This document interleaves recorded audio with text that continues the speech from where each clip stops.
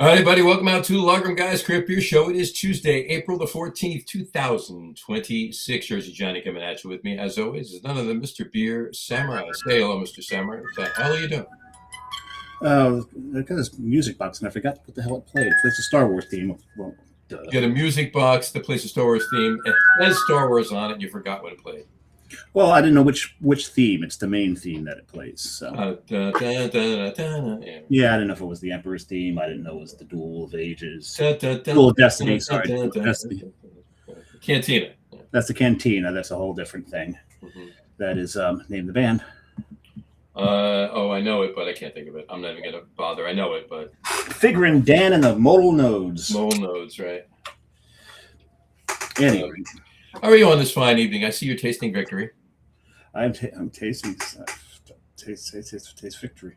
I'm not tasting victory. I don't have any victory to drink today. I have some victory, but I'm not drinking it today. I probably should have gotten some victory. Where I picked up my beers for the day did have some victories, but they were all in like 24 ounces, and it's like I don't need 24 ounces. A lot of breweries moving today. Let's talk about that with our guest. Actually, I have that written that down because there's a few things I wanted to talk about. It's a lot of movement to that. And this would be the show to do that on, but more on that little. There's very few beers out there I can say if there's any that I want 24 ounces all in one vessel. Well, they're not 24 ounces. They're 19.2 ounces. Whatever they are. I don't want that much all in one. There's many that I don't even sometimes want 16, much less 19. Not 19 ounces, not 20 ounces, 19.2 ounces, right. Yeah, that's probably dictated by the can company or whatever. I'm sure it is. Yeah. So anyway, we got a lot of dates today. We do. You better get cleaned up and shaved for your first one. She's waiting outside. No. Boom. John's gonna do some speed dating later on. Sure you went there. No, dates to celebrate. We have. First of all, I'm going to start off with International Goalkeeping. I wish my son Matthew a happy International Goalkeepers Day. So there's only one P in goalkeeper. You know what? I didn't even type the second P. Someone did. How's that? It's goalkeeping. Much better? Goalkeeping. That's goalkeeping. Goalkeeping. Yeah, because he was a goalie. Well, he didn't play internationally, but it doesn't matter. There we go. Did you play internationally? I've played around internationally, I guess. I don't know. Golf. No. Did I play in Canada? No, that was New York. That was not Canada. So no, I have not. Well, you know what it was? I guarantee you, it was just a force of habit. Typing bookkeeper is BOOKKEEPPRS. Yeah, but it was two P's. I know. I'm kidding with that. Anyway. Okay. Anyway. It's a joke. Anyway, so happy International Goalkeepers. Yep. And it's also, they should just call Southern. Well, Southern Food has its own day, but it's grits and pecan. Yes. Happy National Grits Day and Happy National Pecan Day. How do you like your grits? How do you?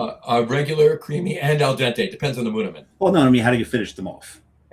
How do I finish my grits off? Yeah. With a spoon. I scrape the last bit out and I eat. You don't flavor them whatsoever. It's just butter, mush in your face. Butter. Butter, no salt, no sugar. No sugar, a little salt.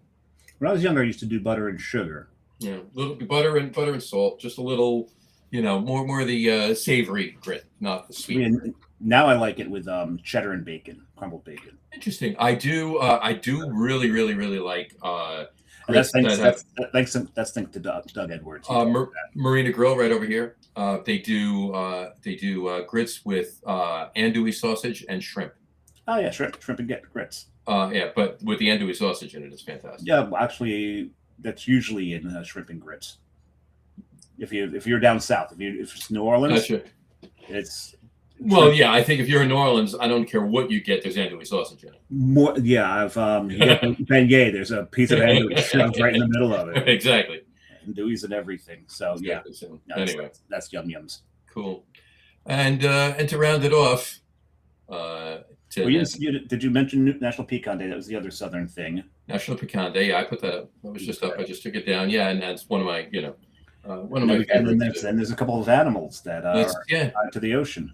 Happy International Puffin Day. Yeah, that's not. Yes, it's also celebrated on 420, but it's a different type of puffin. Right. And I heard that you can drag the magic one of those. The magic. Drag the magic puffin. If you have a little flute. Drag the magic puffin.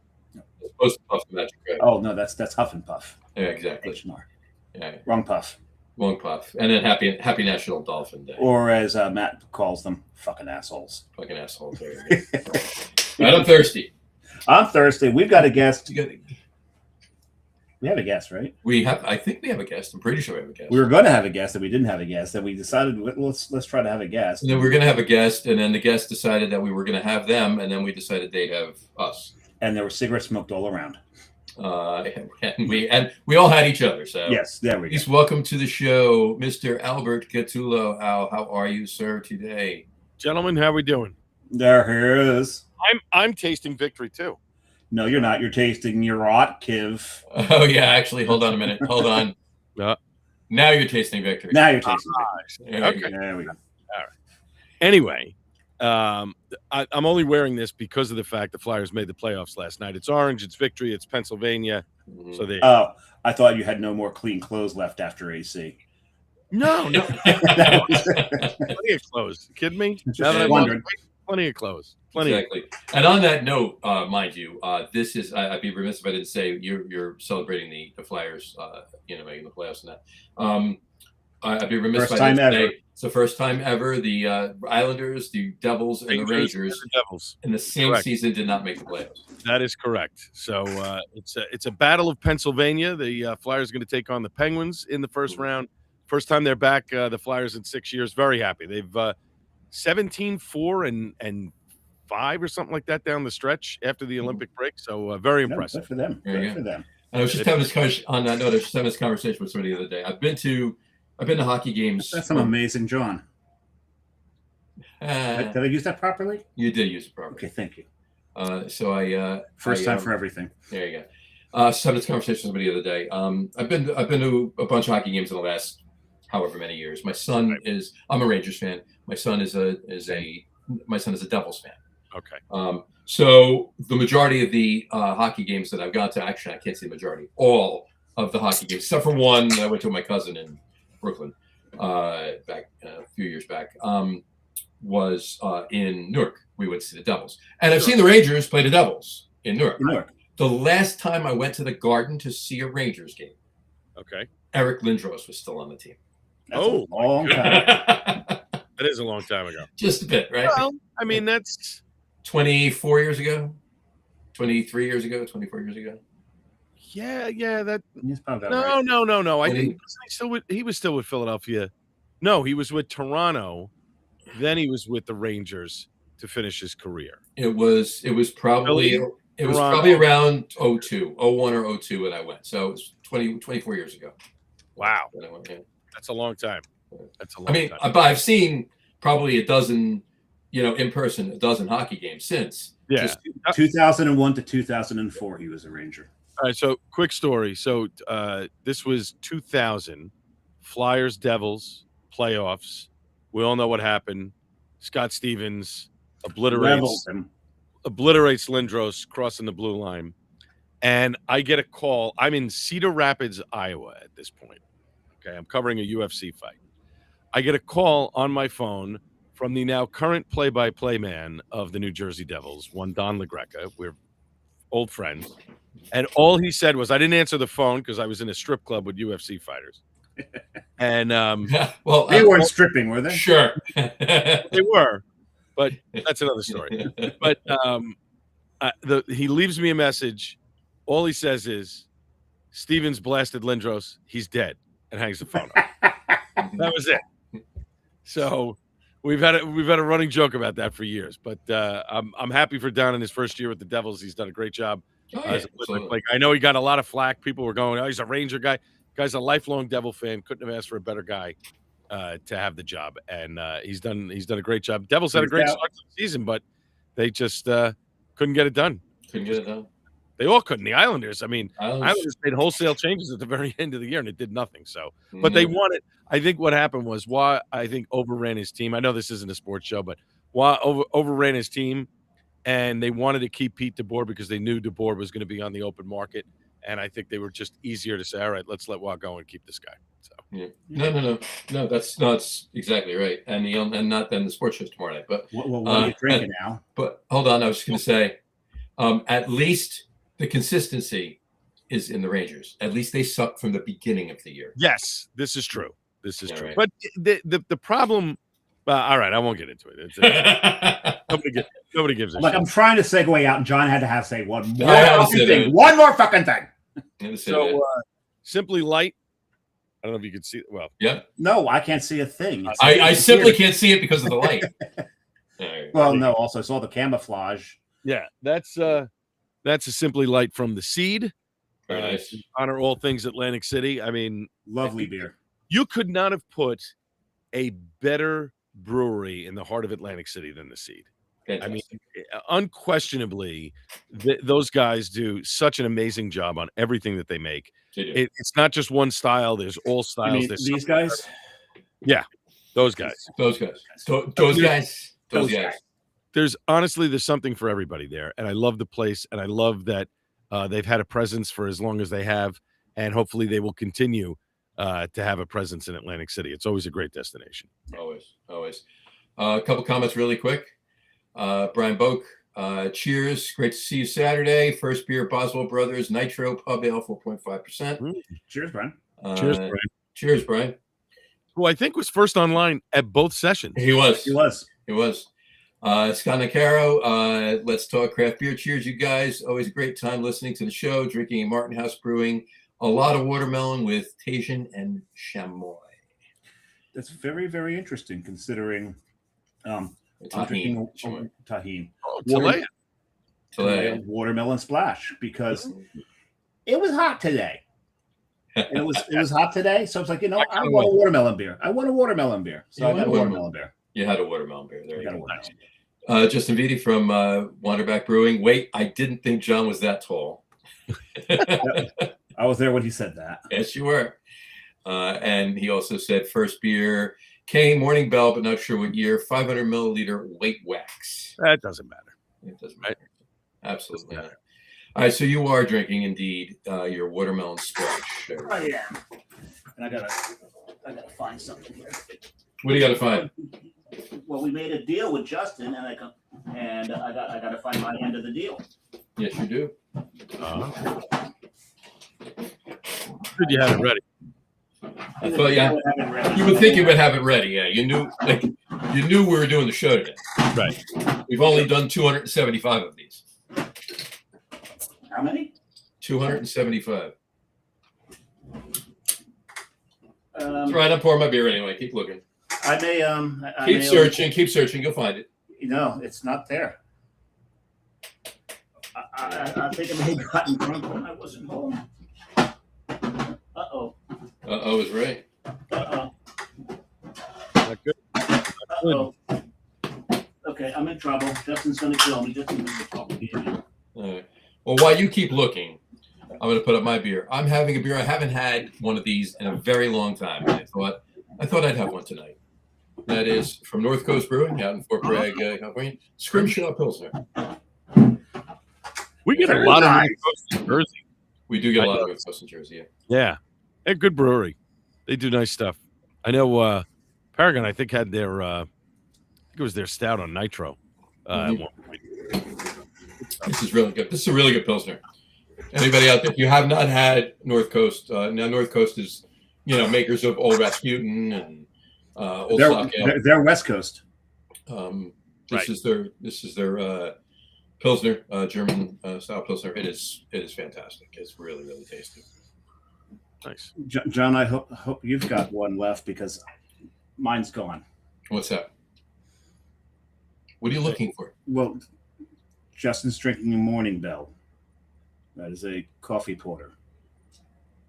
Oh, I have one left, yes.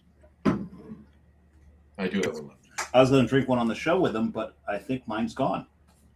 It's got to be somewhere. You might have drank it. No, it might be in the sewers of Union City by now after passing through this godlike body. Which means you may have. So that's That's a very alternative way of saying you drank it. Right. More than likely, yes. Yes. So, well, keep looking for it. I have one left. I don't know if Al has any left. I think I have one or two sitting in the fridge. There you go. I don't know what happened to And my. I have to pick up my my bottle that I got over the weekend from Matt. He has my my seed bottle with Timber Ales. Yes. Yes.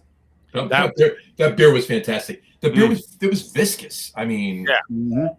you know, there was a viscosity to that beer. There was boozy, and I love the fact that they're only selling it in a small pour, which is absolutely smart. Because if you had one of those in a 10-ounce, forget about it. 13.2. I did not need more than the 4 ounces that I had. That was perfect. No. Yeah. You two though did miss the bottle share that we did Friday night at Tennessee Avenue Beer Hall, which was just unbelievable. I mean, the amount of Firestone Walker that we consumed was unbelievable. Honest to God. And the best beer was for me was I brought a Napa Parabola, which was aged in wine barrels. Nice. Everybody that we talked to about that bottle share all agreed with you. That was the best one. I think that was a 2019, 2018 or 2019, something like that. It sounds about right when they did that. Yeah. The cinnamon was still like amazing, and I forgot that I had it. 7 years ago at Paragon, I had a taster of it. Everything about that beer was unbelievable. And Garrett Brown, who used to work for Firestone Walker, right? He was like, "Where did you get one of those?" And I said, "I know I bought it in New Jersey because I didn't buy it in New York." And I'm pretty sure I bought it at where you are, John. Mm-hmm. I'm pretty sure it had to be either there or I got it at the liquor store in Jersey City when you come out of the Holland Tunnel. It was one or the other. But I saw it. Either would make sense. Sure. Yeah. So, because he said they did not get a big yield out of those bottles, and so it wasn't shipped everywhere in mass quantity. So it was if you were one of the lucky ones, you got it. And I'm glad I sat on it because I'll tell you, that thing. We ran over to Sean Lawson from Lawson's Finest. We're like, you have to try this. Like it was spectacular. That beer. Spectacular. I mean, the other ones are great too. The only one I think that we all had an issue with was probably the 25 Parabola that I had in the bottle that it needed to little hot. It needs some time. Yeah, it needs time. It's definitely those are beers you don't buy to drink them right away. You gotta let them sit. Not at all. They need to develop. Mike Kivowitz brought a Velvet Merkin that was a few years old. That was but what beer did he bring? What do you mean? Never mind. All right. He brought an actual Merkin. One was good too. An actual Merkin, an actual velvet. Made out of velvet. So was he wearing it at the time, or did he just show it? No, it was not. So thoughts Thank God. on the? Well, that's what we're here for. That's what we're going to talk about. We shall be talking. So yeah, let's wrap it up. My thoughts. All right. When I walked in, I only did the second session. Now you did both, right? No, I did. I only did the evening. You only did the evening too. But he was VIP, so he got in before. Oh, he was there before us, right? I got you. So Hence the glass. Right. Yeah. I thought that, having been at 18 of his 20 AC Beerfests, just having missed last year and 2021, the first one at Baderfield. Right. I thought that the attendance for that night, for the Saturday night, mimicked a Friday night years ago in the convention center. Mm-hmm. Okay, so it was a little less attended. Plenty of people there. It wasn't like empty by any means, but no. But it was there weren't that many lines, and the ones that were there moved quickly because there weren't that many people on them. And you moved around quickly, and you got to go get to pretty much everyone. So my point being, it mimicked the Friday night, because if you recall, they had a Friday night session and 2 on Saturday. Yeah.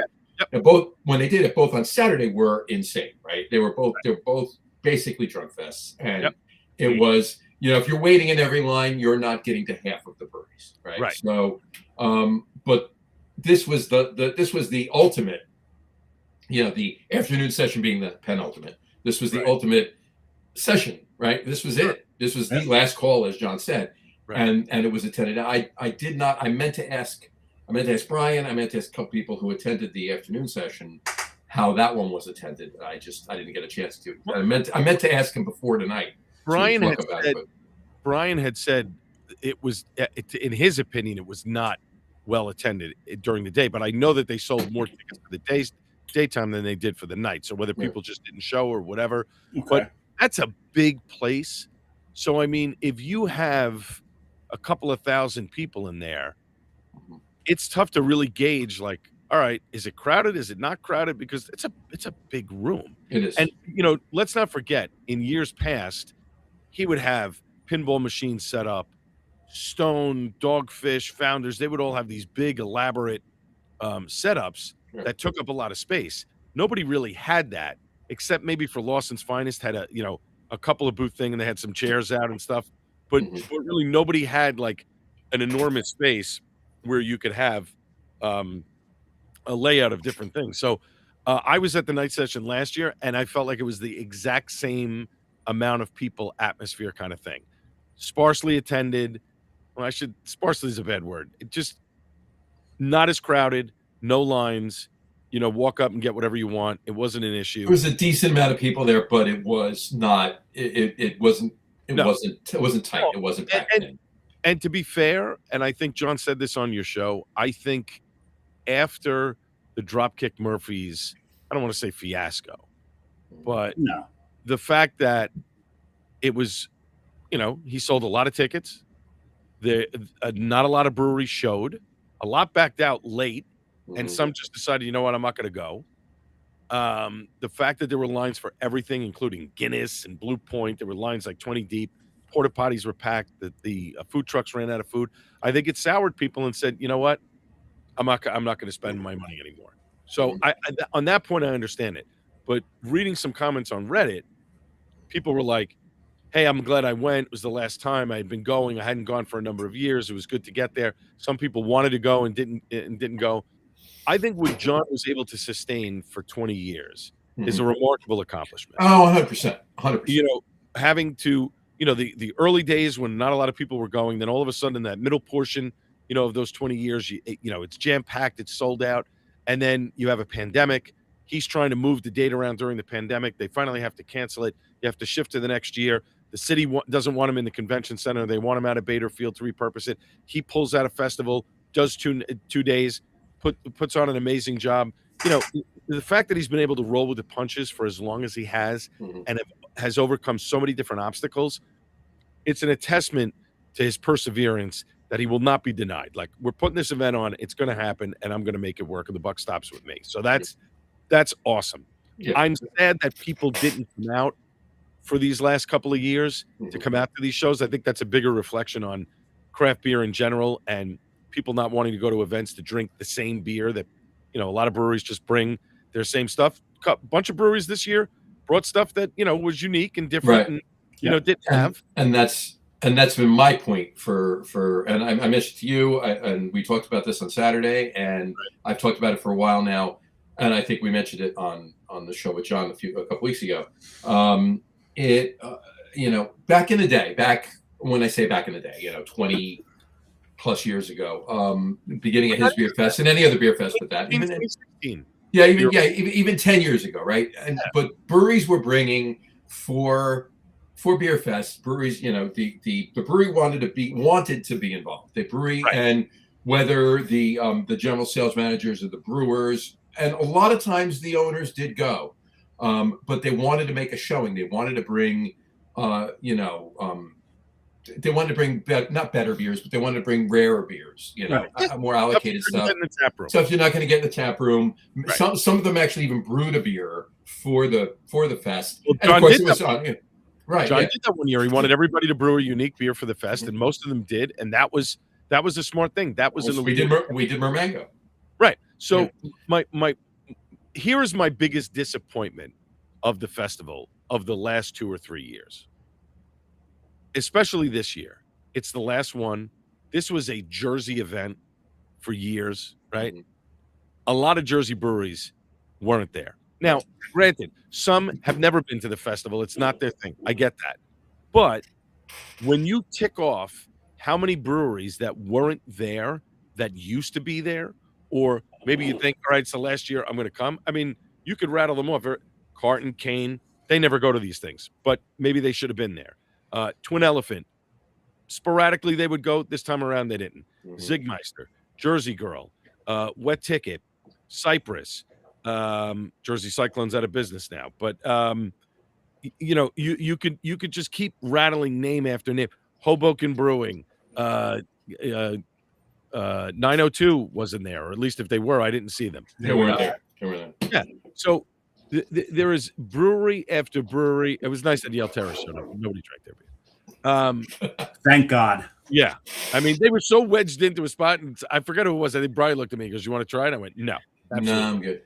And they were next to Royal Bun. They were next to Kenny's crew. And I walked right over to Kenny and said, "All right, I'll take your Kolsch," because he makes a great Kolsch. But I was sad to not see a lot of northern breweries not show up at all. And, you know, some of them for obvious reasons. Chuck told me from Jersey Girl, look, it's right smack in the middle of his anniversary stuff. He's got things to do, and he's short-staffed. Totally understand that. But I do think that it lost a little bit of its luster not having those, you know, Jersey breweries there. Those northern and look, a lot of the southern breweries were there, but the northern Jersey breweries, nah, it's not worth our time or money. And that's kind of sad. I'm not gonna, you know, listen. I could say Autodidact should have been there, but I get it. They have a small, you know, small system. They got to make sure they have beer pumped out for their people. I totally get that. Yeah, but breweries like Autodidact, Oak Flower. I mean, they really, it would have been fantastic if they were there, but Oak Flower doesn't do festivals. Right, that's my point. But they do. It's a very small one. And they can't, right? They, like, to your point, they are pushing the boundaries of their limitations of their beer for distribution and what they do in their tap room to begin with. Right. If they didn't want to pull a Firestone Walker, right? Right. He brought it up for the day session and didn't have any for the night. And I kind of knew that because that's Justin. I see Justin Vitti. He goes, "So you got to go to Firestone Walker. They brought some bangers." I get over there, all they've got is their hazy. What happened? I mean, they didn't bring enough for both sessions. They brought the bangers to the Tennessee Avenue Beer Hall, and that was it. Yeah. Well, they had the anniversary ale, and Josh, their rep, had a tray of it. Was just walking around passing it out to people. So I'm okay, sure. Like, I'm going to say no. Twist my arm, yeah, please. Yeah, really. So, you know, it's sad that those guys weren't there. I thought overall, I was shocked that Round Table was there. That blew me away because I think their beer is exceptional. And I was kind of shocked that they showed up. But hey, kudos to them to see the legend Pat. And you know, I've had many a good time with him, so that was a lot of fun. And Foam being there was great, and they brought their three, you know, mainstays. But everything that they make is fantastic. So of course, you know, Gus. Who else was there? Sloop was there, which I hadn't. Yep. I don't think Sloop was there last year. Nice presence by Lawson's Finest. There was some, you know, good stuff there, but Sean shows up himself. And then, yeah, which was tremendous. But it was funny because we did the VIP because I was like, you know what? We've never done the VIP, my best friend and I, in all the time we've been going. John has been very gracious in taking care of us for all these years. And I was like, you know what? Let's do it right. So we bought the tickets. We experienced the VIP, and it was absolutely well worth it to be able to sit and, you know, take a load off. And I was eating Funyuns. They had all kinds of chips and all kinds of stuff. You got the glass, and they had a T-shirt and whatever and this, that. But the private porta potties was totally worth it. I'm sorry, but it was nice to be able to just walk in there, go to the bathroom, and then walk back out and, you know, do your thing. And then they were pouring different can pours, which was fantastic. So you could sit there and have a beer while you're listening to the band. So that was not for nothing. If you went to the and there was food. There was food. You got a VIP voucher for one food item. You went up to any food truck and they honored it, and you got a meal. So totally worth the money. But the bathrooms that were closest to the entrance, if you took the walk there, they were empty. Yeah, well, the ones that were closest to the entrance, they were. Nobody's walking all the way over there. So if you did take the walk over there, you had the bathroom to yourself. Yeah, path of least resistance, right? I'd rather wait on a line to go instead of walking another 50, 60 feet. So, yeah, I'd rather take the walk. But look, because I'm just sitting there and not thinking. I'm doing pee-pee dance. I think but you do that sitting there. So. Yeah, I can do John. I think John is going to do some sort of beer thing. I don't know what that's going to be. Well, he's going to continue with Witchcraft is Yep. continuing. No. I don't mean witchcraft. I know that. I know that. Another beer fest, but Another thing, but I think it's going to be one of these things where, look, you get elite breweries, you cap it at 200 tickets, 300 tickets max, right? You do maybe a VIP hour or a VIP half hour, however you want to do it. If you want to throw food into the mix, you could do that too. If you want to increase the ticket price, I don't know how he wants to do it, but I think if he were to sell it as a rare beer event of breweries, whether it's, Human Robot and this one and that one, like try and get a couple of breweries from Philly.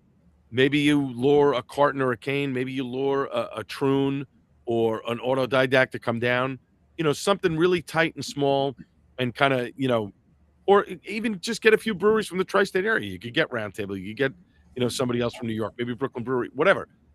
That's the hook that I think will get people to go, and he'll sell that event out. And I think he's going to, especially if it's a smaller one, because I think part of the problem with the late attendance, when you look at it, a lot of the tickets that were sold back in the day were those people that were like $40, $60, whatever, for all I can drink. Yeah. They're the ones that were just drinking. Those people have kind of grown out of that, and the generation that would take their place aren't drinking. Right. So the pool of ticket buyers is a lot smaller. 100%. But I tell people this all the time. I say, "Oh, it's just a drink fest, and I don't want to stand up there." Where can you go? It's not. Where can you go? And I also think, John, to your point, when you were saying, an owner would show up with this and that, I think more of the brewery owners have to be involved. They should be at that event. They should be able to talk about their beer. I understand that it's an inconvenience, and I don't want to be down in Atlantic City all weekend, but I think it's necessary to keep attracting people, to get them to maybe, hey, you know what? I will take a drive north and go to Cane, or I'll take a drive north and maybe I'll go to Wet Ticket and have some dinner and then drive home, or whatever the case may be. But I do think that oh my God, I lost my train of thought. That's not good. I'm not even a half a beer in. That's not good. I do think that if this is done properly, it could be. Oh no, I know what I wanted to say. For the best bang for your buck at any event, you pay $60 for a 4-hour all you can drink, music, and you have to buy food. Where else are you getting that? When he was doing the shows at Bader Field, they had a country concert on the beach in Atlantic City. It was $100+ for a ticket. That's all you got. You had to buy your own food. You had to buy beer. You had to buy this. You had to buy that. Stay in a room. Cost you $1,000. I mean, for this, $60, $75. You're there. You drink. You listen to music. You go get yourself, a slice of pizza, or a hot dog, or a sandwich, or whatever. You're good to go. I mean, the value was unbelievable, and for people to argue that is ridiculous. Absolutely, 100%. It's you can't argue with that. But as you were saying, that's what it was. It was like there was more care, not on John's part. He put care into everything he did up until this, right through this fest, right? There was more care that went into these beer fests, not just John's, any beer fest, really, by the brewers themselves. Okay, what are we going to bring? What are we going to brew? Who's going? I can get down there. The owner can get down there. This brewer can get down there. Blah, blah, blah, blah, blah. And talk to people, meet them, be the face of the, and that's what it was, right? You're trying to but expand your brand, because you're going to do, doing a beer fest in your market. And this is, I've said this for years, doing a beer fest in your market that you already are saturated in is silly, because you already sell beer there. Right. Do it in another market that you can get your beer into. To Brian's point, and I'll put up his comment in a minute.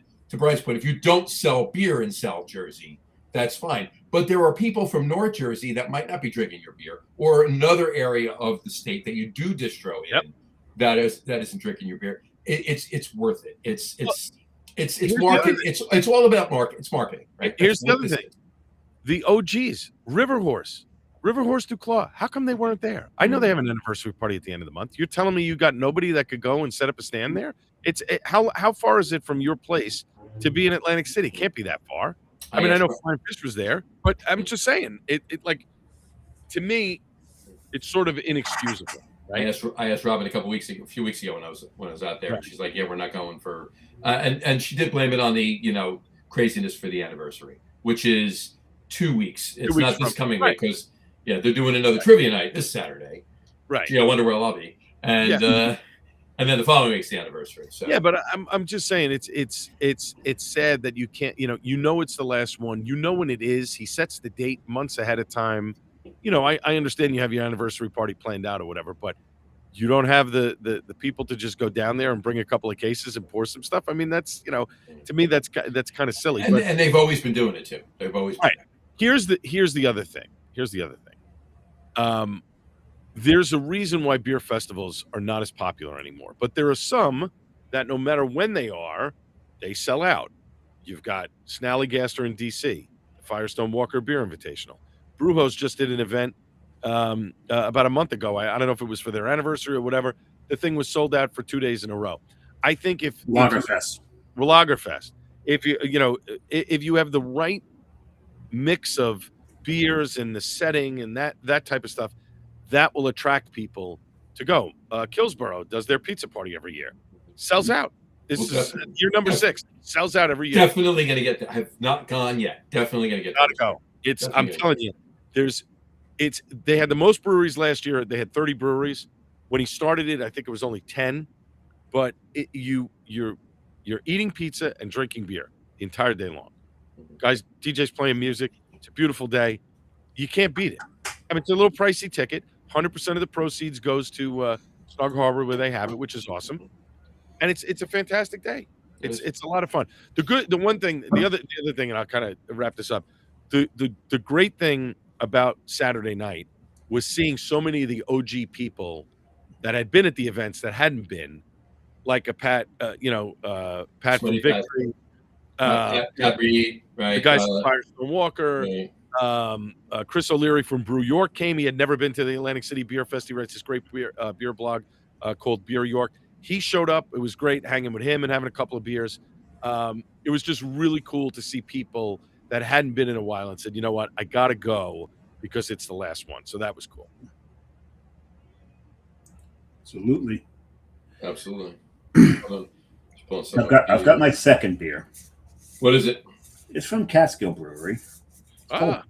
Ball Lightning Pilsner. Yes. So down in that one to follow up my watermelon beer. Catskill is a great brewery, and my buddy has a house in Livingston Manor. The one you have to go to. Now I'm assuming you got that from Tavor. No, I did not. You got it from there? No, I got it. No, I got it in Port Authority.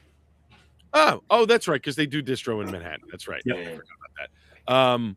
The other one you have to go to in Livingston Manor, though, take a day trip, you and Kerry, Upward Brewing. It's about 5 minutes from where... I've had Upward. Upward's good stuff. Yeah. Upward is about 5 minutes from where Catskill Brewery is. The brewery is awesome. It's situated on a mountain. So you got these beautiful views of the valley.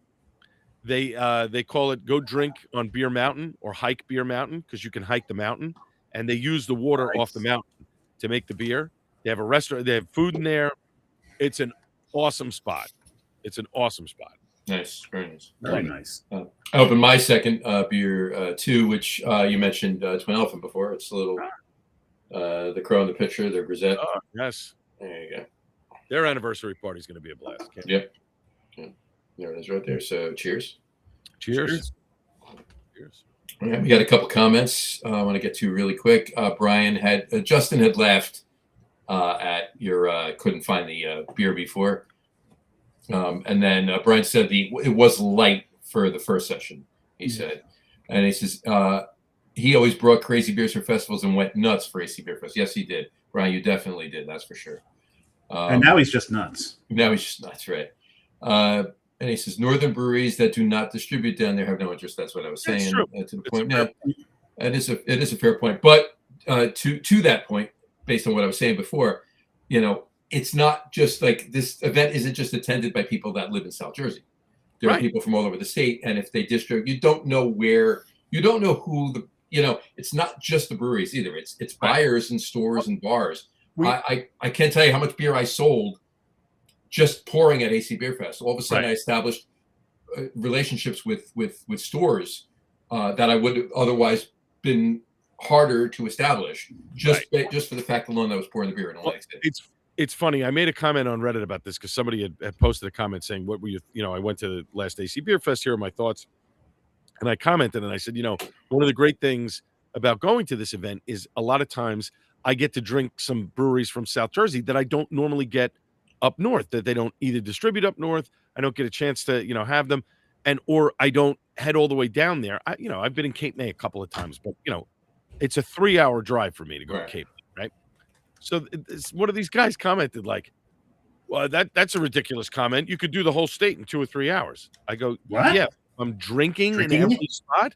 That's easy DWI on my way home. Like, why would I do that? Why would I drive 135 miles to the end of New Jersey to drink at Cape May or Augusta or whatever, and then go, honey, let's get back in the car and I'll drive the 3 hours back. I'm fine. It's not a problem. Your mistake was there. You thought you'd have intelligent discourse on Reddit. I understand. And then the guy was like, well, if you work for a brewery or whatever, you shouldn't be drinking. And I was just like, you know what? I could get into a whole rabbit hole with this guy. I didn't. I just was like, let it go. Exactly. Again, the opportunity, like I've never been to 3-3 Spot. I've never been to Gusto. I've never been to a bunch of these places that are down there, Double Nickel or whatever. I mean, I've had some of their stuff, but usually it's when I'm at AC Beerfest or I'm down in that area of New Jersey, which is not often. So it's nice to see that I was able to try a lot of those different things. So it's nice. Yeah. All right. Really quick catch up on 2, and then we got to do the top 3s. Brian also said they had regular bathrooms with no lines for anyone. Right. Yeah. And then Justin Vitti said, what's old is new again. Consumers want authenticity and to understand the story. No one better to do that than the owner. Look at 25 to 30 years ago. It was Tom Kehoe, Bill Kowaleski, Garrett Oliver, Rob Todd. Absolutely, Justin. Well, there are exceptions because we've experienced that on the show where sometimes the owner of the brewery is not necessarily the best spokesperson, just because maybe these people but were those people, those people, right. Those people. Actually, I said there's exceptions, and there's times where it's we've hospitality managers, the taproom manager, the head salesperson. They have the personality to do it as well, and they've got a rather large vocabulary within the craft beer mindset to be able to explain these beers. And sometimes they're the best spokesperson, but to his point, when you're talking to the actual owner, that means something a little different. Definitely does. Absolutely. And it just on the whole thing with festivals, look what happened with Allison this year. Big Brew, which has always been a good thing for her. She had to cancel it. Couldn't sell any tickets. She had been promoting it for 6 months, and nobody was buying tickets. Nobody was moving tickets. I don't understand that. Her Beer Bacon Barbecue had to cancel, not moving tickets.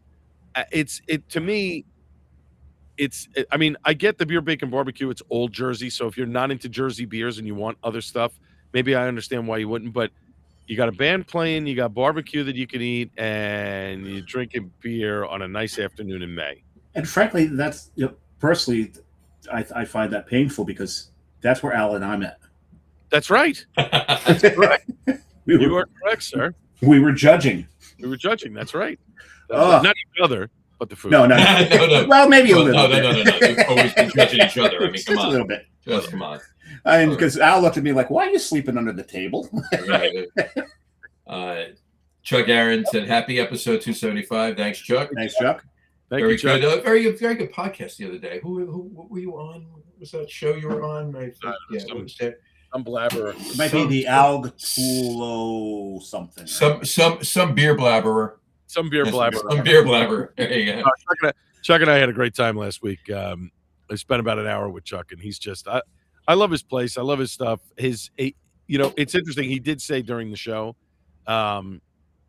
his trend, and he thinks the beer trend, lighter stuff. Like he still makes his King Gambrinus and a couple of and King Gambrinus Day was the day of AC Beerfest. Lighter stuff is I mean.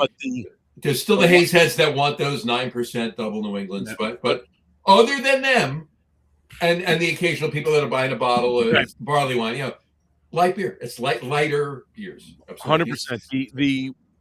It's almost like it's full circle, right? We all started with like Bud and Bud Light and Coors Light and whatever, and we're like, oh yeah, this is all you had.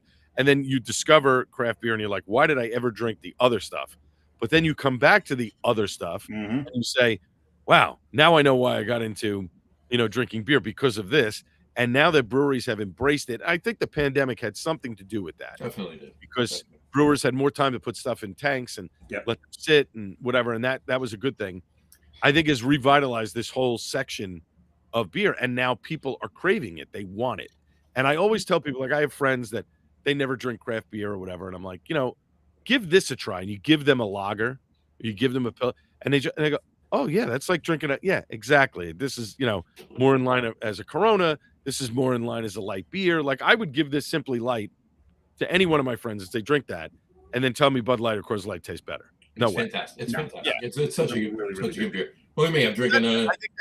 I think that's the thing. It's the messaging behind craft beer. It's I get it. The big guys have money to spend on commercials and all kinds of other stuff, but I think it's also the message behind the brewery owner that's making this type of beer, and putting that message out there. Like Wet Ticket as a Czech Pilsner, it's one of the best beers that Tim has ever made, and he made it just as a kind of, he wanted to do it. It was a style he had never done. He did it. He's brewing another batch. He's like, it sold like you wouldn't believe. He was like, I was shocked. Was it a test ticket when he first did it? No, I think he did a big batch. Yeah, he did a big batch and put it on and canned it and the whole thing. And I'll tell you, it's fantastic. It's a great, easy drinking beer. And he makes easy drinking beers too. But he does. He definitely is. His Kolsch is good. Really good. Kolsch is outstanding.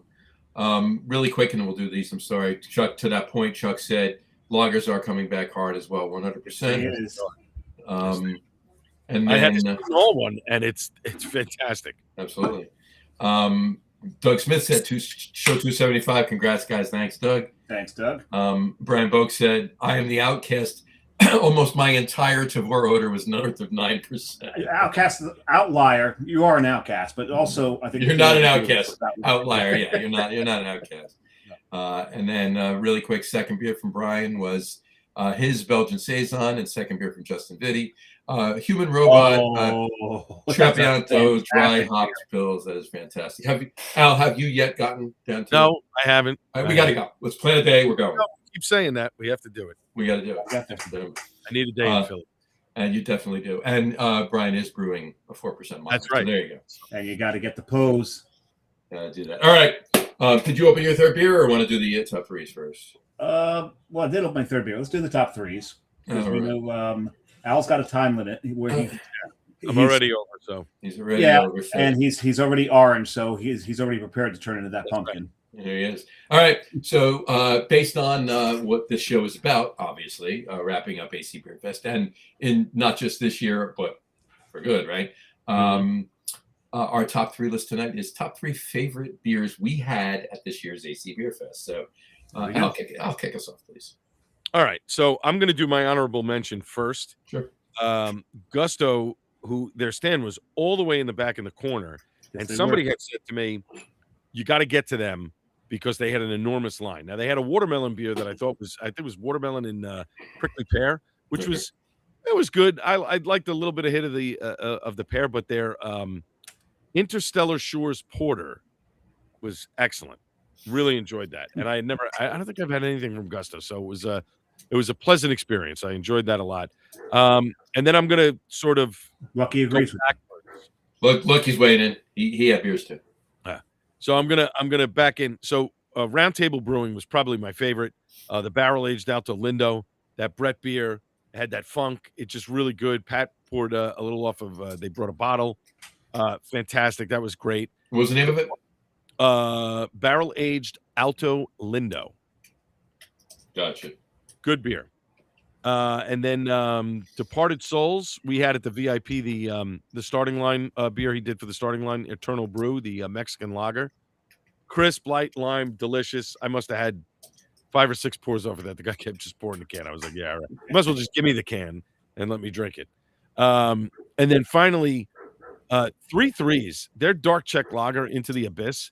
Mm-hmm. Excellent. To me, as soon as I saw dark Czech lager, I'm like, that's the beer. Like, I want that. Fantastic. I was like thrilled that somebody had something completely different. It was either IPA or Kolsch or lager. It was nice to see somebody bringing a dark Czech lager. So that was great. The best thing is Matt walks up, orders the Tamavi Pivo. The girl looks at him, And now he starts explaining it to Mave Pivo. I look at her. It's like, did he just Slav-splain to you? She's like, yes, he did. So we'll have the Tamave Pivo too. Yeah. I did the same. There you go. But she had already been schooled by Mr. Botensky at that point. Right. I don't know. I'm trying to think if there was anything else that kind of stuck out at me. I mean, there really wasn't anything that I said, all right, I gotta have. Victory's. I meant to write that one down. The new one that they had. I had one. I think it was one of their. I think it was the lager that I had, but then they have Pat gave me a new one, tropical kind of twist. Tropical Monkey. Yes, Tropical with coconut and what? Wow, that was good. Yeah, I actually missed that one. That like straight up summertime, sitting in the backyard, you feel like you're drinking a cocktail. That was fantastic, and I like their van setup. That was cool. That's really cool. That's very cool. Awesome. I know who was the first one to do that? Ship Bottom. Doesn't Ship Bottom have like a Volkswagen that was They do. Victory was doing it before them, and Southern Tier did it too. But it's all the same company now, right? North Point's got a lot of trailer as well. No 6 point. No 6 point. You had Southern Tier and Victory, but no 6 point. No 6 point. Yeah, they're all the same company. Yeah. Like that was weird. Bring some beer down. I guess they only wanted to do 2 booths, not 3. Who knows? Oh yeah. Well, maybe the staffing too. Well, they had the cider too. I know they had their cider that they have in their umbrella. Mm-hmm. So who knows? Go figure. Cool. All right. Samurai. Sure. First of all, agree with the 3 Threes beer. Mm-hmm. Very, very good. But my honorable mention is going to be Encuentro. So you wanted to throw an additional honorable mention in there by no, just agreeing with, but Encuentro, that was the corn lager. Yes. Encuentro. Yeah, that's Encuentro. That is my. I had that last year. I had that last year at Pizza Party. That is fantastic. That's really, really good. So that was my honorable mention. My number 3 is actually is Tranquil Pills by Foam. Because you go up and the other beers they had on tap, I've got cans of them in my fridge. So it's like, give me the one I don't have. Yeah. And that was fantastic. I really thought that was good. Tranquil Pills is a great pills. Really absolutely amazing. My number 2, and I'm not saying it just because he's commenting, and that was Breeze, the from Wonderback. Mm-hmm. Oh, okay. That was really, was it Breeze? No, it wasn't Breeze. Breeze was the summer ale, wasn't it? No, what was the Munich lager? I'm sorry, the Munich lager. I can't remember the name of it now. That's my number 2. Justin, what's the Munich lager? Yeah, what's the Munich lager? But that's my number 2. My number 1, Von C's OG. That to me, that was my favorite beer at the festival. It was the cleanest, easiest drinking beer. I could have probably drank about 20 of those if I didn't want to taste, go around and drink all the other stuff. Right. Absolutely loved that one. Future Proof. Thank you, Justin. Future Proof pills. Oh yeah, that beer was fantastic when we had it when they were on the show last year. Yep.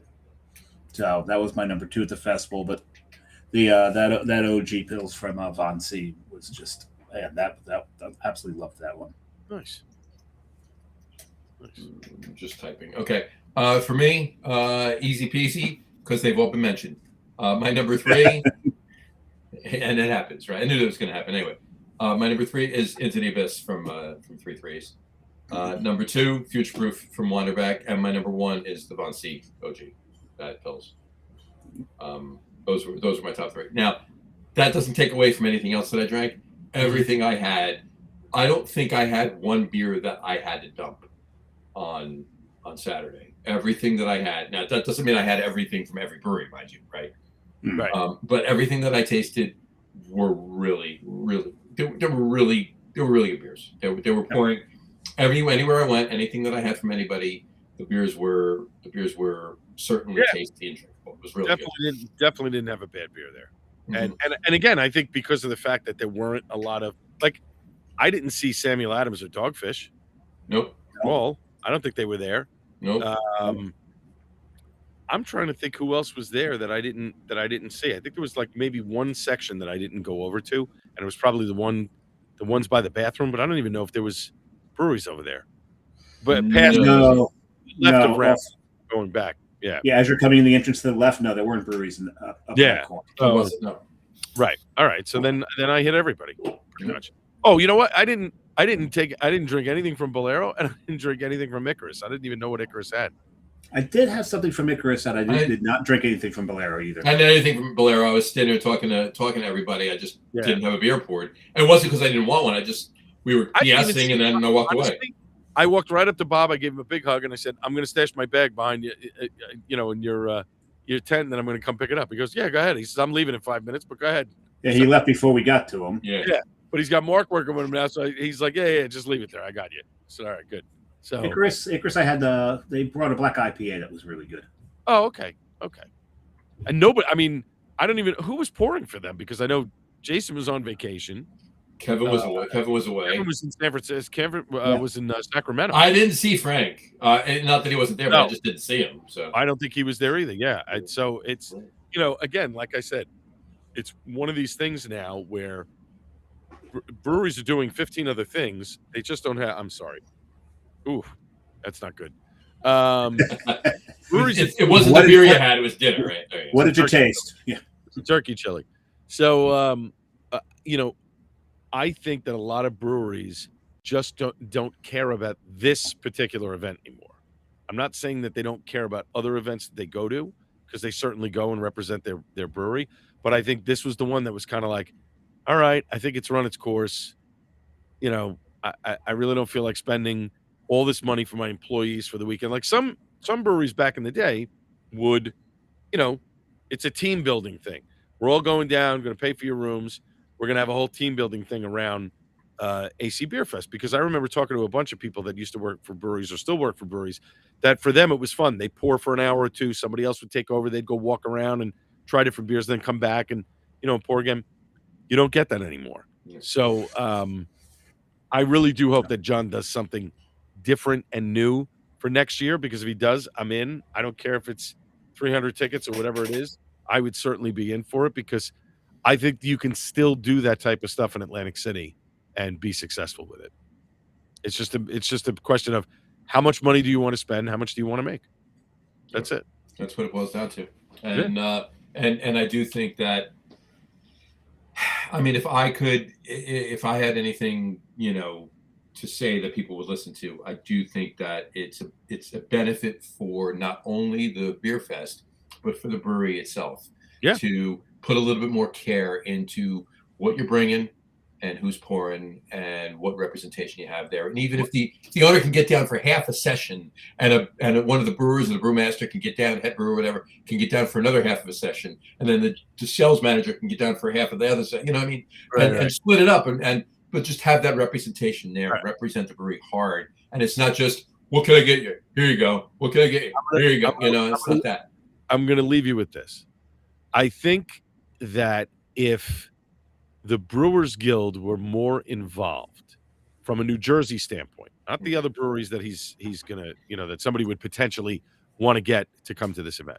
If the Brewers Guild were more involved and the member breweries themselves had a vested interest in it, of selling tickets or making a beer that's there or doing something special, like, best beer wins, whatever. I think if that happened, I think you would get more breweries involved. I agree. I do agree. I agree. Don't tell me any promoter that promotes one of these things doesn't have people that he pisses off. He or she pisses off. Mm-hmm. Because in the course of business, you're going to aggravate people. And maybe somebody says, I don't want to work with that guy anymore. But then when you see the body of his work and what he does, you go, you know what? Maybe he's got the right idea. Maybe I just need to, listen a little bit more or whatever. Maybe I need to do things a little differently.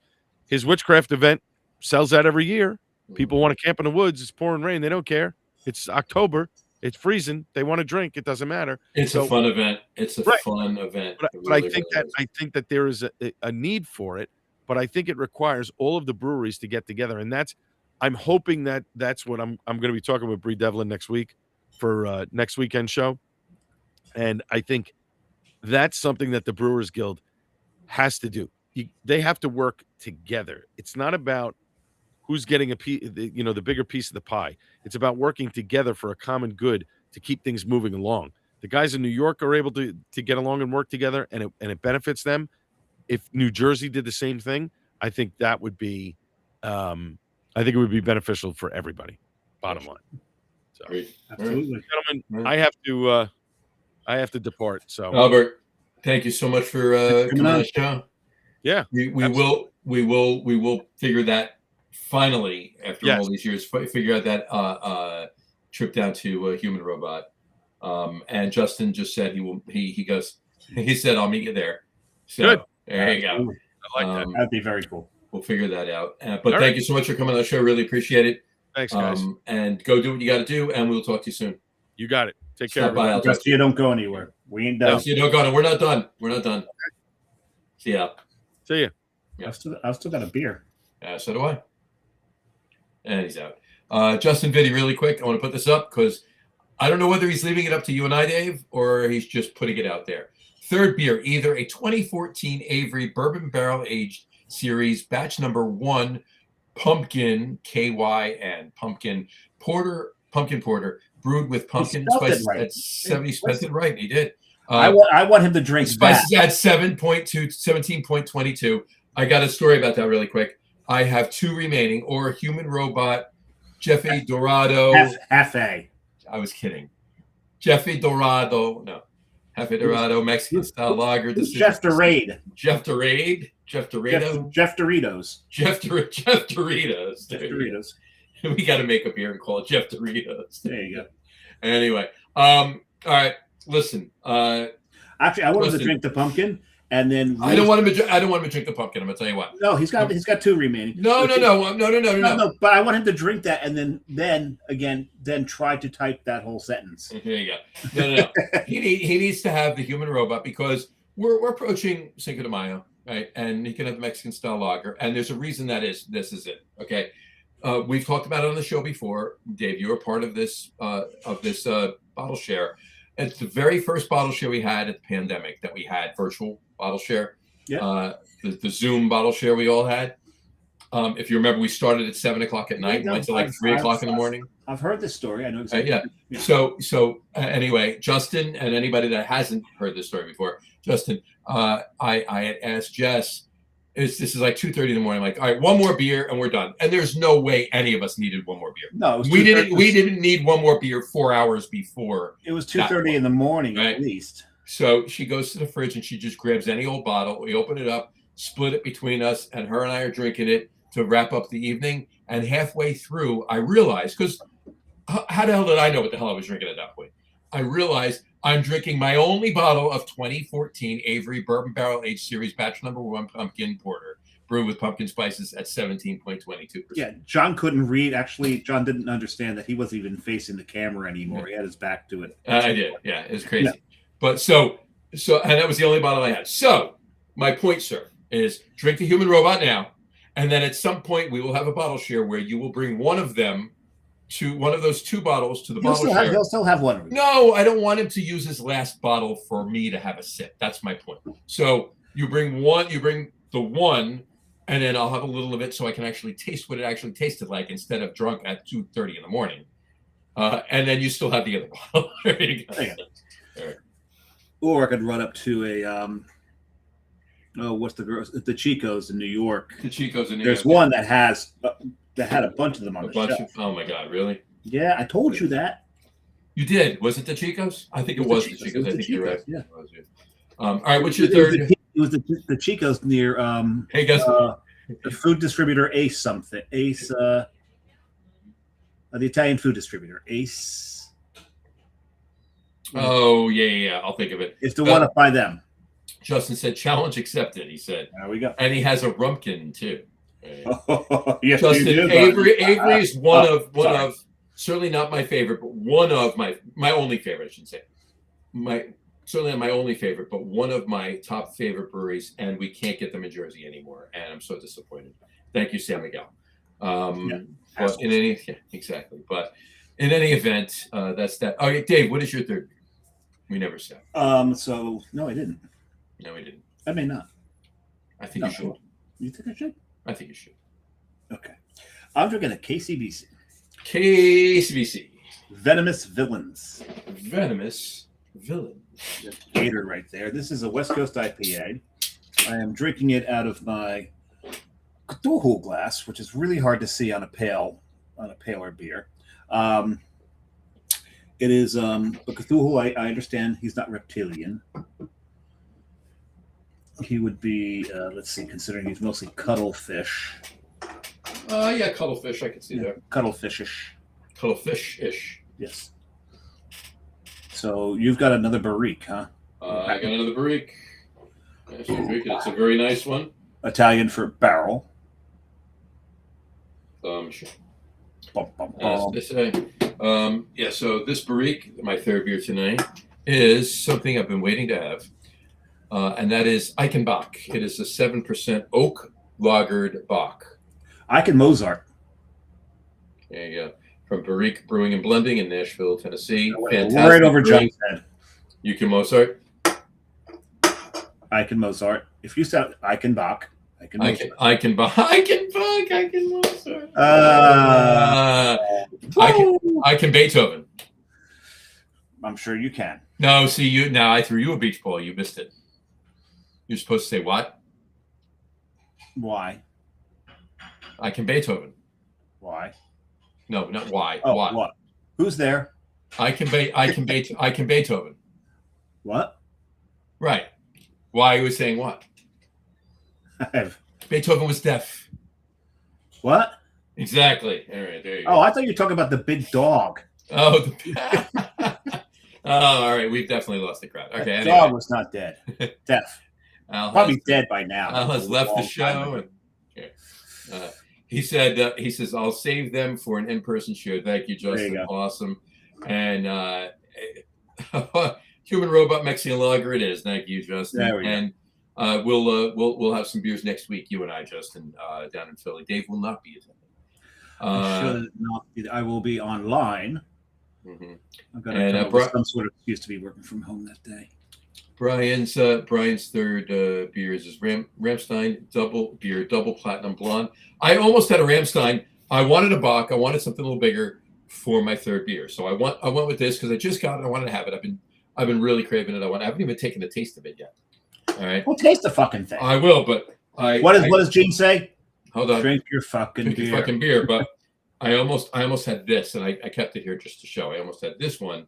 I wanted a German Bach beer, bigger. I almost went with older, better. Ramstein, winter wheat, the winter wheat Doppelbock. This is an amazing beer, and Brian knows because he drank a whole sixth of it by himself. Pretty much, yeah. He's still drinking it. He hasn't finished it. No, he finished that one. He finished that one? I'm fairly certain he finished that one. Brian, did you finish the winter wheat? Oh, yeah, he did finish the winter one. Yes. Cheers. Cheers. So what else do we have? See, as soon as I take a sip of the beer, I'm upset that I opened it. Because you only have the one. Because you're an idiot and only ordered one. I didn't order any. I had already closed my crate and had it shipped, and I didn't want to start another one. So this one popped up. I had Matt get me one. So he got two. One for himself and one for me. I haven't ordered from Devore in a long time. And he actually opened his at a week and a half ago at the grand opening of Erratic Fermentations in Brighton Beach. Did he? So you've had it already? No, I was not there. He opened it before I got there. Oh. Matt was there from 11 o'clock in the morning till 9 o'clock at night. That sounds Matt-like. Jess and I got there at about 5 o'clock, 4:30, 5 o'clock, somewhere in there. And we were there until 9 o'clock at night with Matt. But he had already opened that barrique. We had a couple others that he had opened up. And he said, long gone. There he said, long gone. Long gone. It's fantastic. Okay. But, all right. So what we were talking about before, I do want to bring it up with Al, but he had to run. The 19.2s? 19.2s. Now, there's a lot of breweries are making 19.2s now. Carton, I'm just talking about New Jersey's alone. Carton puts drip in 19.2s. Which we call it. Here's the thing. Hold on. Brick City developed a. You've heard of Set Break. Obviously, you've had Set Break from Brick City, right? Mm-hmm. They have an Imperial Set Break. They call it Second Set. only in 19.2s. So the only way you're getting second set is in a 19.2 ounce can. There's only one way I get a 19. At least that's what I'm told. So if I have misinformation, I apologize. The only thing I understand about a 19.2, it is the perfect size if you're pouring for two people.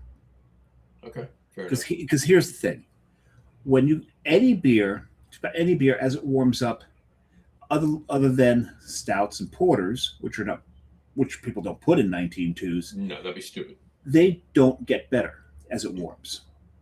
Right, these beers they're putting in there. No, they don't get better. So either you got to chug the whole damn thing yourself, or you've got to share it with somebody.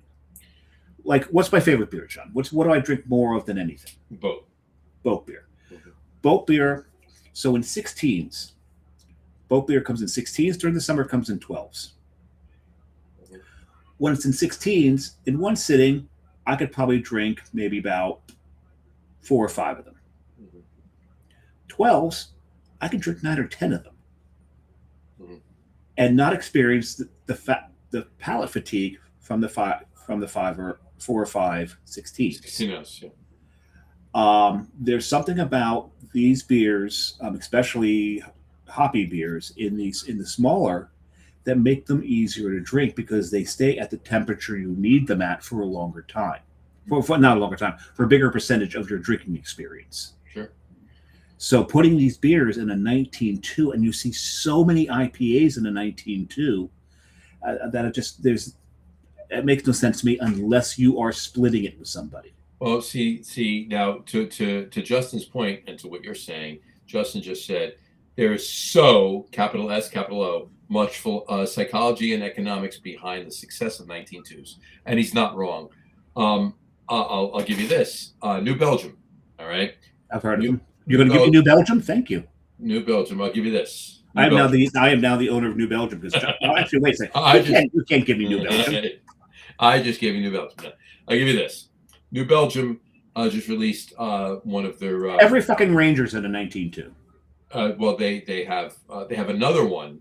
Every Ranger's in a 19.2. Yep. They have another one that's an 11. It's an 11 or 12% beer, 11.5% beer, IPA. In a 19.2, and it's selling like hotcakes. And I can from personal experience, I do know that hotcake sales are down. Hotcake sales are down. So yeah, you're not wrong. You need a new analogy. There you go. What you got? Justin Vinny just said, boat beer ABV is too low for a 19.2. Think about the beers in that format: Imperial Voodoo Ranger, Bear Hug, Imperial IPAs, because the mass consumer of them is not a beer geek and don't care about the hops. They want ABV and the fruit. And he's not wrong. He's not wrong. Victory has all of the monkeys in 19.2s, and they're all 10%.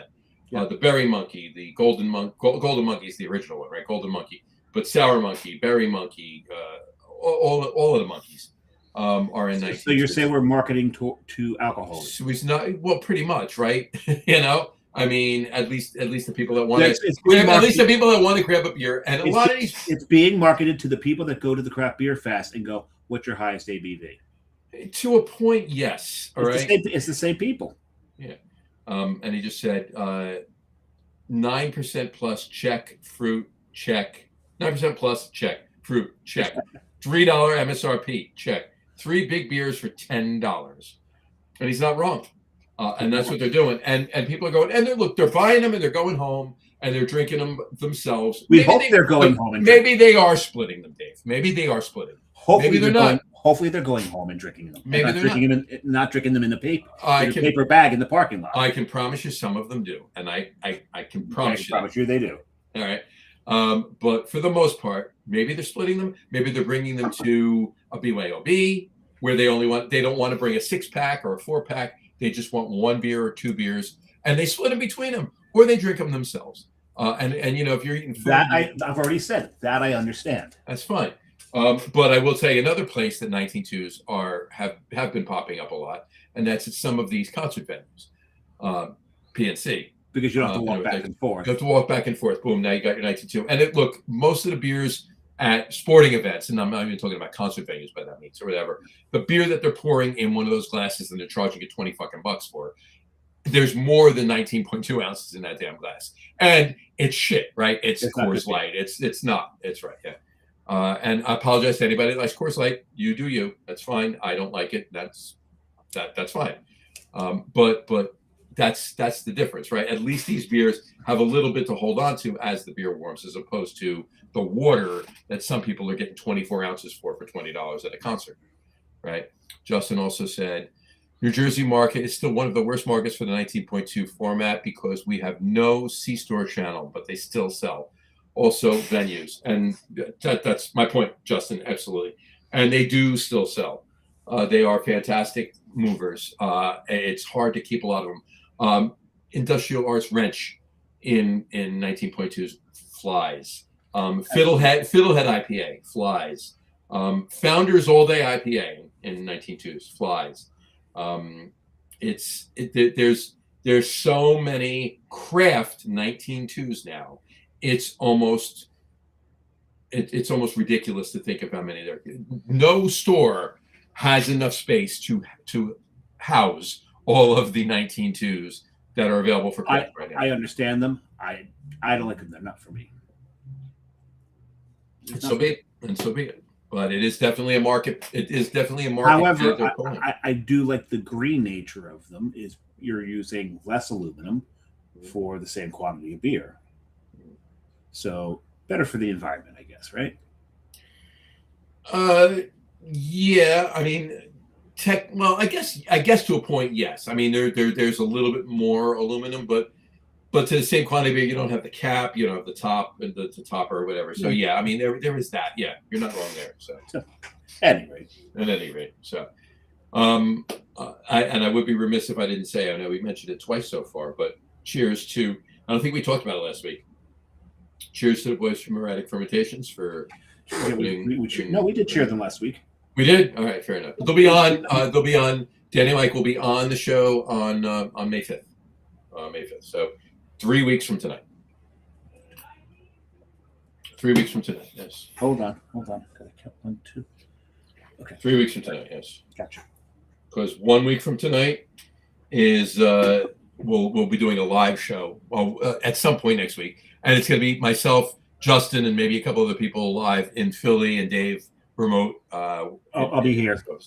And then 2 weeks from tonight, we're not doing a show because it's my birthday. And you'll be up in Vermont. And I'll be in Vermont. It's also Al Gattullo's birthday. And it's Al Gattullo's birthday as well. So we'll maybe go live and say happy birthday to Al, and Dave can say happy birthday to me if he wants, whatever. But we may do a show that week on Thursday. Not 100% yet. We're not sure. We don't know yet. The next show of this, other than that may happen, but the next show of this ilk on a Tuesday night will be Erratic Fermentations on May 5th on Cinco de Mayo. Excellent. And we're going to drink nothing but Mexican lagers that night, right? Yeah, because it's Cinco de Mayo. Modelo Negra, and El Presidente. No, that's not Mexican. No, it's El Presidente is Mexican. Is it? So maybe El Presidente. We can have Pacifico and Victoria and. Oh, Pacifico! I like Pacifico. Pacifico's not bad. Modelo's not bad. Joe Granat. What's the Sol? Sol's a good beer. Sol's decent. Sol's better than Corona. It's a step most of what we just, no offense to anybody that likes Corona, because again, you do you, but most of the beers we just mentioned are better than Corona. So, and if you drink Corona, Sol's a slightly better version than Corona. And if you drink Corona Light, that's the only beer that's not better than Corona. Probably. All right, there you go. Unless it's from Estrella. Well, no, there is another one that's probably something else that's worse than Corona. Estrella. He just said Estrella. Damn. That's from Portugal, by the way. No, there is probably something other than Coors Light worse than Coors, and that's probably anything from Yale's Terrace. Yeah, well, we don't shame other than some macros on this show. So and then, but that's there you go. But in any event, their actions deserve it. But. Oh, you're not wrong. You're not wrong. That's for sure. All right. So let's see. We all met at the Seed. Which was nice. I ran over to there's a distillery kind of nearby. Kind of nearby. It's a bit of a haul. Right. A bit of a haul from the seed. Yeah, you're right. Yeah, it's such a haul from the seed. It is. It is about 500 feet from the seed. Yeah, it's the backside of the building. And the only reason it's 500 feet from the seat is you got to walk around the building. Otherwise, it's probably where you sit at the bar is probably about 20 feet from where we were sitting at the seat. And sometimes if you're with somebody that, is in the know and has full access, you can just walk through the back door of the brewery and you can be in do the that. seed's front yard. Yeah, you could do that too. Pretty much. Yeah. But I did grab this while I was there. You grabbed the Prosperity rum, did you? All right. And I got the Distiller Select. Oh, the Distiller Select. Yeah, that's the bourbon barrel aged rum, right? This is it's the revival of American spirit, John. Okay. I guess. I'm shocked that you bought the rum. I wonder why I'd buy a rum. Let's see. Premium American rum is handcrafted in Atlantic City, New Jersey, in small batches before being aged in a minimum of 24 months in American white oak barrels. So not bourbon barrels, but the same barrels used for bourbon. Right. Okay. Fair enough. Right. So it's that's right. It's barrel aged rum. It's not barrel aged. Bourbon barrel aged rum. Barrel aged rum. And in the same barrels. So I'm going to take a snort of this. I just opened this bottle. Yeah. And Justin Vitti said yes, Barcelona. Yes, that's where. Yep. So Spanish. Spell it out. And Justin Vitti, tiki drinks. Yes, it is. Damn straight. Oh, I love them.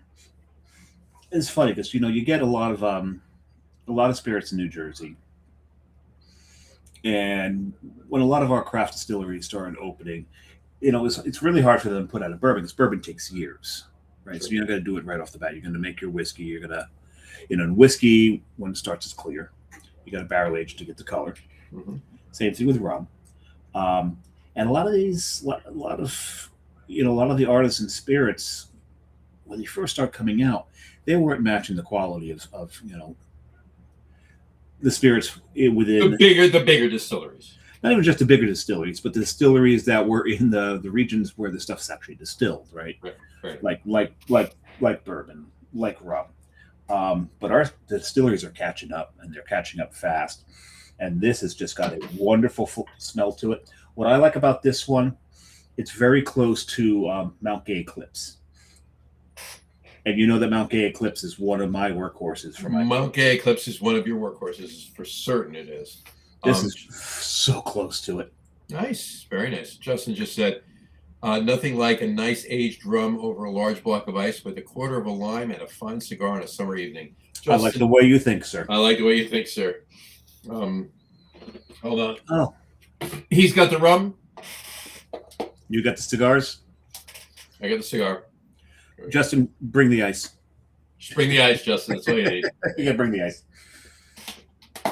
There you go. Humidor. There you go. Not to mention that humidor. And there's another humidor there and there too. So yes, I'm kind of stocked with cigars. He's got some stock.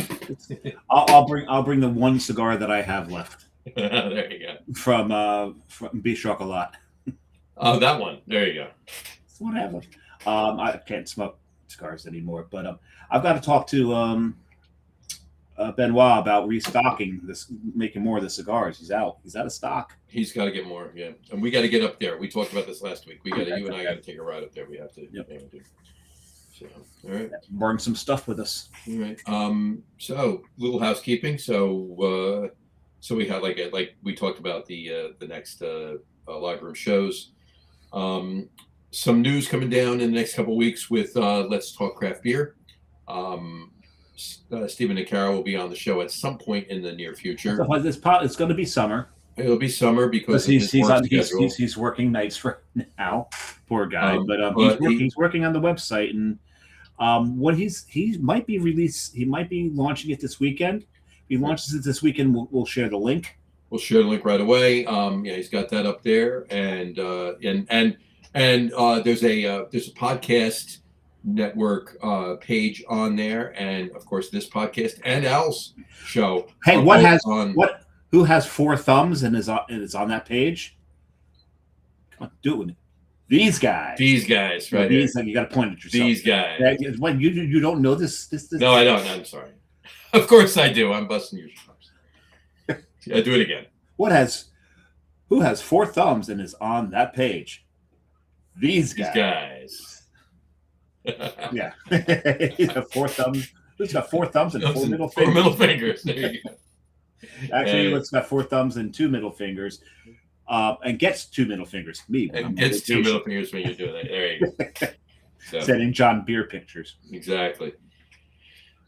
So yeah, in May you'll be getting wine pictures, by the way. I'll be getting wine pictures in May. You'll be getting beer pictures in 2 weeks. So yeah, less than 2 weeks. So, and I'm sure I'm going to have to mule beer from Schilling back for you. So. So. Well, we'll see. We'll see what they have that we don't get here. They kind of increased what we got here. They do. I get it in all the time. I get a lot of Schilling there, but yeah, we'll see what they have. We'll figure it out. Yeah. In any event, yeah, so we'll be doing that. And then cocktail show wise, on May, same week as the Cinco de Mayo show with Erratic Fermentations. So May 7th. May 7th, we'll be doing a show with La Pulga Tequilas. Which is appropriate. It's right after Cinco de Mayo. Right after Cinco de Mayo. Spirits. We'll be doing some agave spirits. It's our first guest distillery on the cocktail show too. So that'll be fun. And between now and then, I've got to get down and grab some other stuff. I know a place that carries it. Yeah, I do. I do know that place too. I'm aware of that place. So yeah, stop by, and so watch out for that show. But we'll be posting all this stuff on the page. We'll be getting a little bit more involved on all of the Let's Talk craft beer pages. Yep. All the States Left Talk craft beer pages. Most of these shows are posted on those pages around the country. Between Dave and I and Steven. Well, Steven's the admin for all of the States pages because he created them. Dave and I are the admins for a good handful of a lot of them. Is that possible? A good handful of the rest of them. A good handful of some of them. Yes. Of the rest of them. There you go. But yeah, so we'll be posting all of that. So pay attention. We're going to put a little bit more, a few more articles up. I have a couple canned that I want to get up. So Justin put up a couple comments. Let's put that up. I want to reply to one of them. Justin put up, wait, I'm ready for the Cigars and Spirits night. Justin, let me know where we're going, or if you want to come up here. I just power washed the deck. Took me an hour and 45 minutes. I power washed the deck Justin, back in the house today. John's like halfway between us. So that's probably not a bad idea. Yeah. And then he said, I like tequila more than rum. Now, here's the thing. All of the tiki cups that I have, I create a cocktail specifically for that cup. So I've gotten a couple for Carrie. And knowing that the tequila show's coming up, I created a cocktail for one of the cups that I got her. And it is based on tequila. On tequila, very nice. It is a tequila. So watch that show when that comes up. May the 7th. May the 7th. Yeah, that's not a log room, guys. That's on the end of Chaser. And a Chaser, and it is a tequila-based tiki drink. And I've dialed it in because it's in this mug. Mm-hmm. And I got her this mug because she's a big fan of Frida Kahlo's. Mm-hmm. That's why I got her this one. So the drink is called Unibrow. Unibrow, very nice. Yeah. There you go. And you have to stop down and get some of the Puga before that to figure the things out. By the way, the drink's figured out, and it's figured out with a standard tequila. So I'm sure their tequilas. But you're using Blanco or are you using a Repo? Blanco. Using a Blanco. Using a Blanco, yeah. You're not pouring a Repo in a drink, right? No! I'll straight up pour a Reposado in a drink. Okay. No anejo in a drink, though. No. Anejo's for sipping. Fair enough. All right. Yeah. No, I do like I like rum. I like tequila. I'm a little partial to bourbons. Yes, same as you. However, when it comes to tequila, we grab this. Well, and the others. And John knows where I bought this because he was there when I bought it. But Justin, if you like your tequilas, I hope you know about these guys. Yes, those guys are good. Oh my God, this is my favorite tequila out there so far.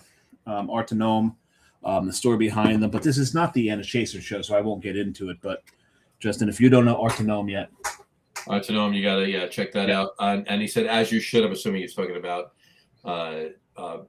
sipping only anejo. Yes. Right.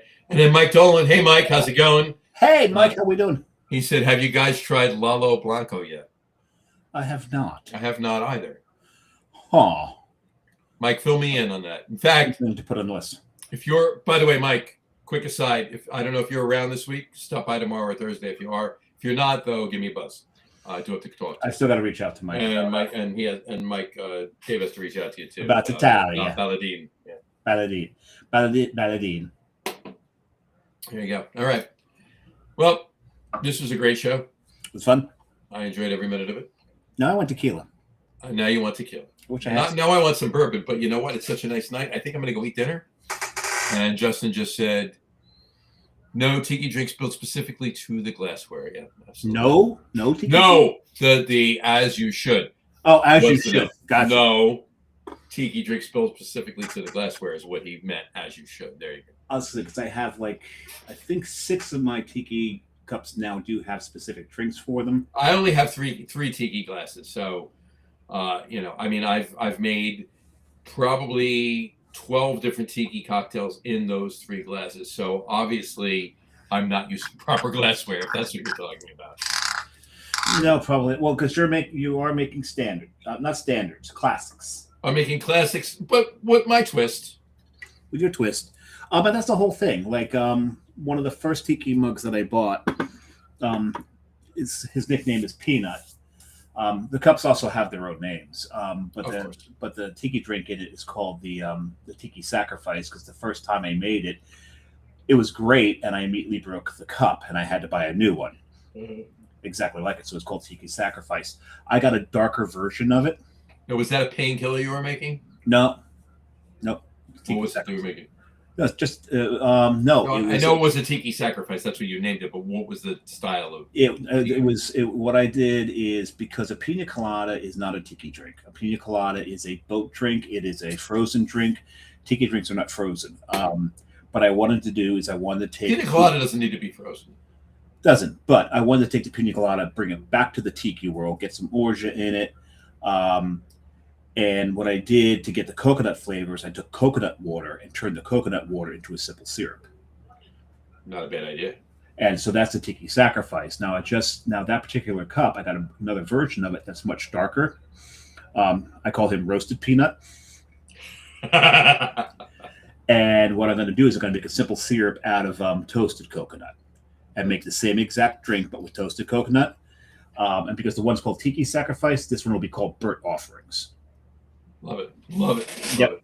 So those 2 have their own. My kind of demon one will have 2, because when we eventually have these guys on the show, I'm going to make a drink. And this Doug challenged us to do this. I'll be making a drink called the Jersey Devil, and it'll go into that mug. There you have it. So I love it. All right. Well, this was an amazing show, folks. Pay attention to enjoy it.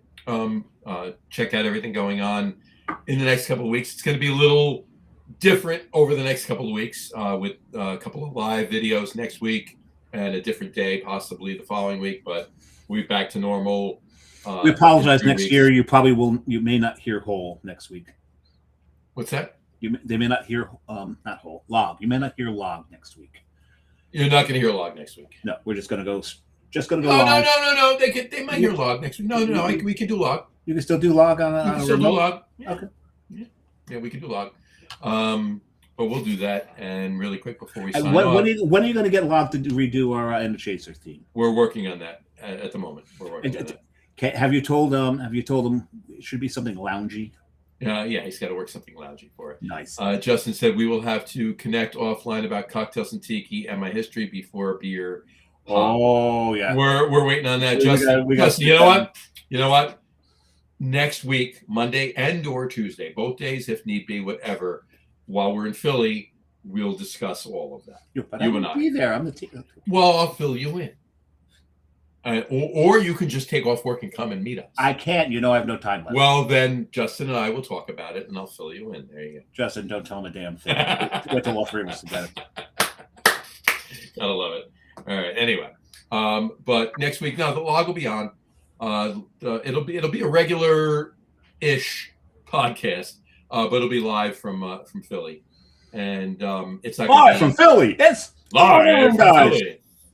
What's that? Remember when Howard Stern did that special years ago when he was still on K-Rock? I was not a Howard Stern. Yeah, I watched him. Here's the one thing I always said: I don't particularly like Stern. I wasn't a fan of what he did, but I will defend tooth and nail for his right to do what he sure. did. No, I wasn't somebody that likes to listen to him every day, but I listen occasionally here and there, right? But he did a live special on HBO. It's got to be late, probably. I want to say late '80s, early '90s ish, somewhere there. And the beginning of it, like as they were coming on, and it was like that da da da da da, the night show, or whatever, and the band's playing, and the Klieg lights are out, and the spotlights are flashing on the curtains, and the announcer comes on and says, "Live from fucking Newark." Fucking Newark. One syllable, Newark. Yeah, Newark. There you go. So, and hold on. Justin just said, "I think I'm busy those days." Yeah. Thank you, buddy. Yeah, you're busy drinking with me in Philly. That's what you're busy doing. There you go. Anyway. Quite good. Anyway. That's a good busy. That's a good busy. Anyway. So live from Philly next week. The following week's show is going to be a little different, but we'll be back normal on show. Like we're ever normal. Show 278 will be back normal. So 278. Which is 3 weeks from tonight. So anyway, and in May, our first show in May, Cinco de Mayo, Friday Fermentations will be on, so it's gonna be good. So anyway, on that note, though, we will wrap up the show for today. We want to thank everybody for watching. For those of you just listening to the audio podcast, thank you for listening. Don't forget to visit our website, www.lagerroom.com. That's LAGERROM.com. And please remember, like us and follow us on all of our social media, Facebook, Twitter, Instagram, and of course, our YouTube channel. All of them are at The Lager Room. Remember, we go live with the video podcast on Facebook, YouTube, X, and Twitch every Tuesday night around 6:30 p.m. Eastern Time. And for those of you who just want to listen to the audio podcast, you can do so on our audio host, Spreaker, as well as iHeartRadio, Apple Podcasts, Spotify, Odyssey, Audible, Pandora, Amazon Music, iTunes Music, YouTube Music, TuneIn, Podcast Addict, Castbox, Deezer, Podchaser, Listen Notes. Pretty much anywhere you can find an audio podcast, you will find the Lager Room Guys Craft Beer Podcast. And if you haven't done so already, please subscribe to one or more of the feeds, and you will never miss a show. Again, thanks for following along with us. Have a great rest of your week. Have a wonderful weekend. We want to thank Al for coming on the show. He's not here anymore, but we want to thank him for coming on the show. Thank him anyway. We want to thank Justin, Brian, Chuck, Doug, Mike, Steve, everybody, and everybody who's listening, all of you. Everybody Thanks that's listening. To all of you. Thank you for all of you chiming in tonight. You guys make this show as much as our guests make the show. And thank you to all those who aren't listening, because you've given us room to improve. Absolutely. And thank you. And thank you for all of you that are listening to us after the fact on the audio channel stuff. But anyway, thank you so much. We'll talk next week, folks. Drink a lot of beer, drink responsibly.